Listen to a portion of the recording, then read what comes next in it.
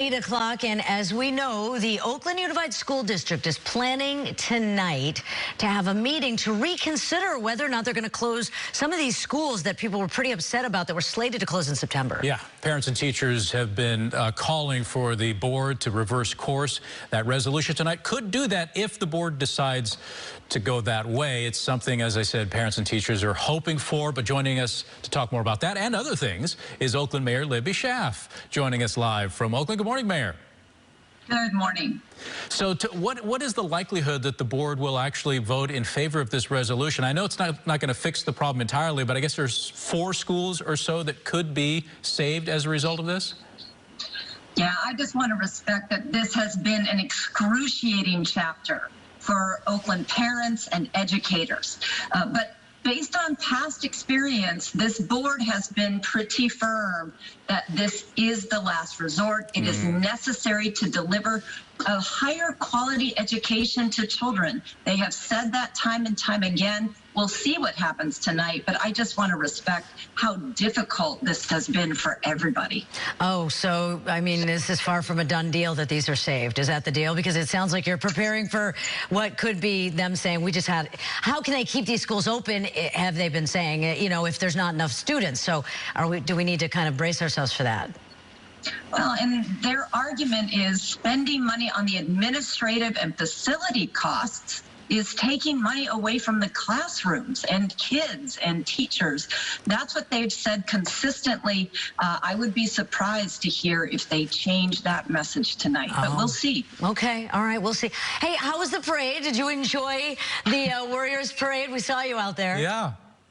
Oh, I enjoyed it a little too much, I think. I was channeling my Skyline High cheerleader, and, you know, a few years have passed since those days, but what a beautiful day. I said I brought the Oakland weather with me. And, you know, the players still have so much heart and love and identity with Oakland. It was just joyous for everybody. Well, they do, but they don't have their home in Oakland anymore. And so I guess that brings me to the other team that you're trying to keep, which is the A's. Yes. That's right. What is the latest with that? Are we any closer to keeping them in Oakland?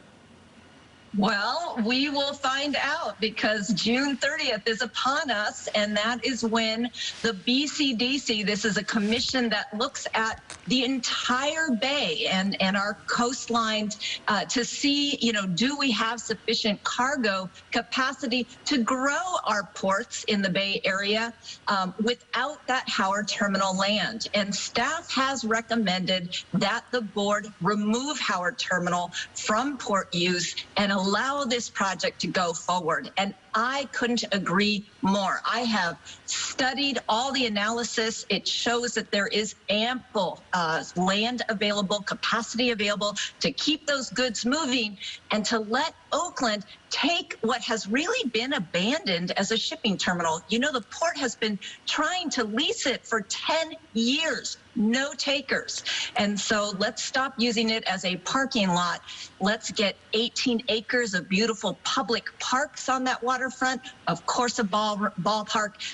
Great jobs and a desperately needed supply of affordable housing. That is what we will get when they vote, hopefully on the 30th, to remove Howard Terminal from port designation. The way you put it makes it like such a no-brainer, but it's not. It's been a battle.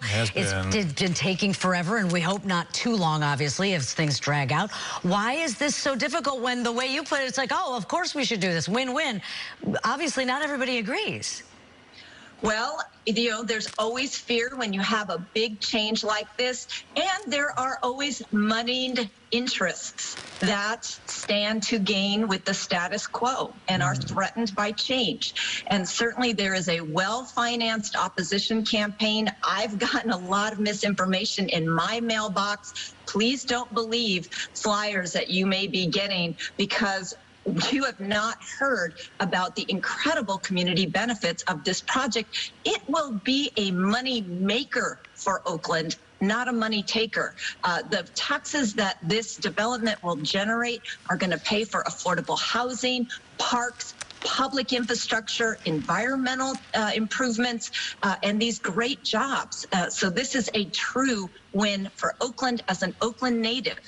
I believe that this will be transformative for our city for generations to come. Well, I mean, those renderings that we're looking at, Libby, they look amazing. Yeah. So let's see. Let's see if that can get off the ground. And then while we have you, we didn't prepare this question for you at all, so I apologize if this catches you off guard, but in the wake of the overturn of Roe v. Wade, the federal protections for that, we've been hearing from Governor Newsom to the Health Department for Contra Costa County, all standing firm that they are going to continue protecting, a woman's right to access reproductive health care. Your take on all of this is first time talking to you since that ruling came down. Oakland, how is it all playing?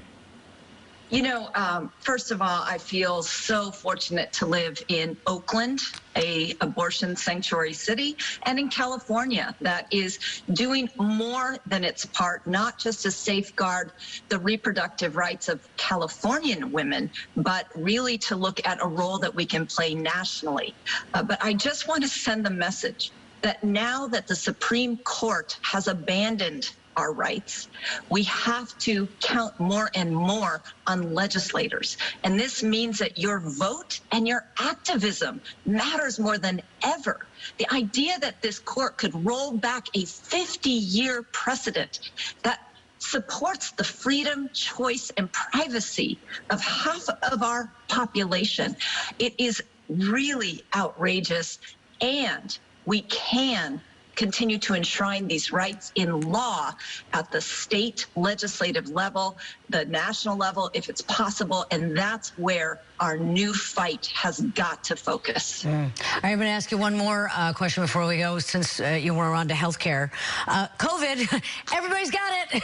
I mean, everybody I know, everybody. Right. So it's coming around again. All these big events. We just talked to you about the Warriors Parade. When we had Pride, and now this weekend we're going to have July 4th. So give us the latest on how are you? First of all, London Breed got COVID afterwards. How are you? And then what's up with your family and with Oakland and the COVID response? Well, thank you for asking. I am very lucky, knock on, something, that I and no one in my immediate family has actually gotten COVID. Wow. We've been very careful. We test regularly. We're all double boosted. And, I'm continuing to exercise caution and thoughtfulness.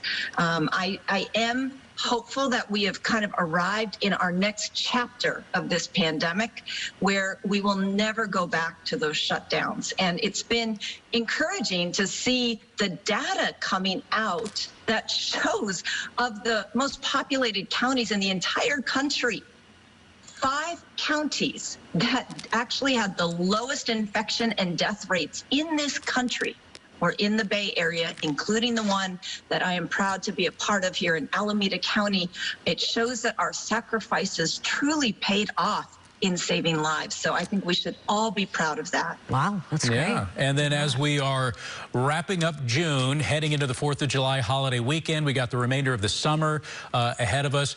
As we're hopefully coming out of this pandemic thing, what are you looking forward to for Oakland? If we could just look ahead, what has you smiling as you think about what's to come in the next 6 months as we see the second half of this year? I'll be honest, I'm really looking forward to launching Preschool for All, something that Oakland voters have made possible starting this fall. So we're going to be working on that. Stay tuned. But there is nothing I am looking forward to more than sitting on a new grassy lawn on the waterfront at Howard Terminal, listening to Eastbound fans in the background and just enjoying that Oakland sunshine. It's gonna happen. If she's envisioning it, it's gonna happen. I mean, if let's say they do, approve it tomorrow and it goes through, when do you think, they could break ground? What's your thought on that?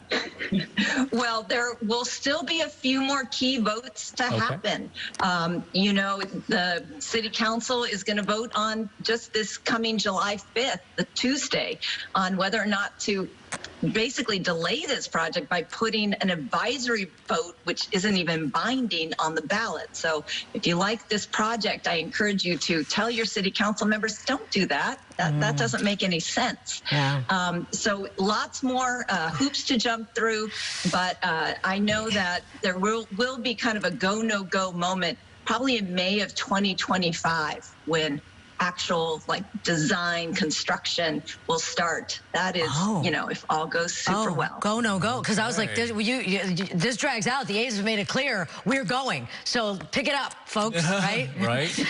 Call your local leaders. Thank you very much, Mayor Schaaf. We appreciate you joining us this morning. All right, we'll see you later. Thank you. I always love talking to you guys. Have a great day. Be well and happy 4th. We'll be right back.